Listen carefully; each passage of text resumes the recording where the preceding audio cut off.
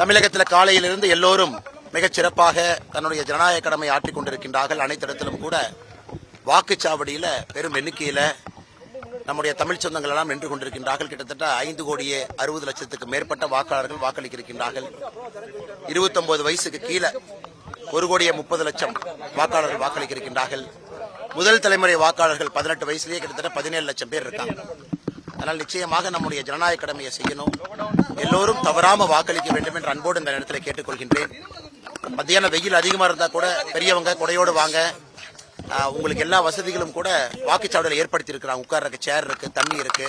அதனால யாரும் கூட தயவு செய்து வாக்களிக்காம வீட்டில் இருந்துக்காதீங்க. ஸோ நம்ம ஜனநாயக கடமையை செய்யணும். தமிழகத்தில் ஒரு நல்ல ஒரு மாற்றம் வரும் என்று முழுமையாக நான் நம்புகின்றேன். இன்னைக்கு கேன்வசிங் டே கிடையாது. அதனால நான் எல்லோருக்கும் அன்போடு கேட்டுக்கொள்வது, உங்களுடைய ஜனநாயக கடமையை மனசாட்சிப்படி சரியான முறையில் நீங்கள் வாக்களிக்க வேண்டும் என்று மற்றும் ஒரு முறை கேட்டுக்கொள்கிறேன். ஆனா இன்னைக்கு நான் பேப்பர்ல பார்த்த வரைக்கும் கிட்டத்தட்ட 84,000 காவல்துறை ஈடுபடுத்தி இருக்கிறாங்க. குறிப்பா தேர்தல் ரிலேட்டட் ஒர்க்கை பொறுத்த வரைக்கும் தமிழ்நாடு ஜென்ரலாவே பீஸ்ஃபுல் ஸ்டேட் தான். ஒரே ஃபேஸ்ல நாம எலெக்ஷனை கண்டக்ட் பண்றோம். மக்கள் எப்பொழுதுமே அமைதியா ஓட்டு போட்டுட்டு போயிடுவாங்க. போல் வயலன்ஸ் நம்மகிட்ட பெருசா இருக்காது. அதே நேரத்தில் கடந்த 2-3 நாட்களாக நிறைய அந்த கேஷ் கரூரில் பார்த்தீங்கன்னா 1/2 கிராம் தங்கம், வெள்ளி, கோயம்புத்தூருக்குள்ள ஏகப்பட்ட பண டிஸ்ட்ரிபியூஷன், இதெல்லாம் போலிங் ப்ராசஸை டிஸ்டர்ப் பண்ணியிருக்காங்க. எந்த மாற்று கருத்தும் இல்லை, இது உண்மைதான். பட் அதுவும் இன்னைக்கு வாக்களிக்க வர்றவங்க இதையெல்லாம் தாண்டி மனசாட்சிப்படி சரியான முறையில் வாக்களிப்பாங்கன்னு முழுமையான நம்புறேன்.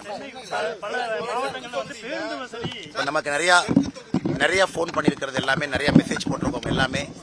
சென்னையிலிருந்து குறிப்பா தென் தமிழகத்திற்கு செல்லக்கூடிய பேருந்து வசதிகள் ரொம்ப குறைவா இருக்கு.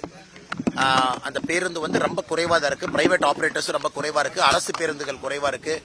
நேற்று இரவு சிங்காநல்லூர்ல இருந்து பார்த்தோம். இங்கிருந்து வெளியே செல்லக்கூடிய பேருந்துகளுடைய எண்ணிக்கையும் குறைவா இருக்கு. நிறைய பேர் கம்ப்ளைண்ட் பண்றாங்க. அதனால எப்பவுமே தேர்தல் ஆணையம் இன்னும் கொஞ்சம் தமிழ்நாட்டில் சிறப்பாக செய்திருக்கலாமோ அப்படிங்கிறது என்னுடைய ஒரு தனிப்பட்ட ஒரு கருத்து.